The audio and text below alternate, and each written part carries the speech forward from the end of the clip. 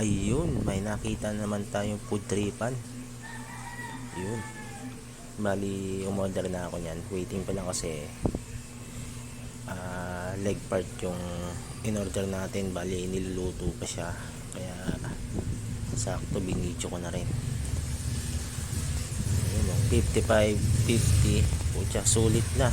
Ang laki ng manok. Kaso hindi only rice. Pero fried rice yung ano nila. Pero, suabe. Yun po. Ayan, nag-video po muna ako. Ang daming tao. Pila talaga, oh. Halos sa likod na. Bali, ang dami nilang kanin dyan, eh. Ayun. Pork chop. Pork chop nga pala dyan is 60. Pero solid.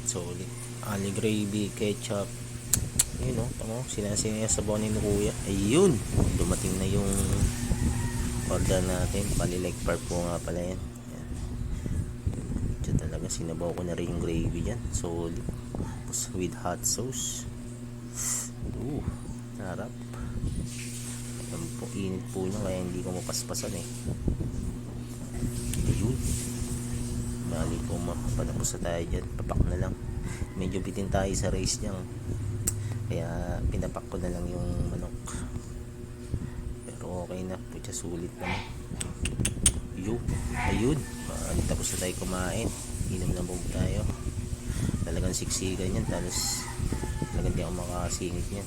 Ayan po. Dito lang po yan. Located PRC. Tapat ng Villarica po. Ayan, makikita nyo yan. Stoplight mismo. Po, pati yung mga traffic enforcer talaga. Food is life talaga. Food trip.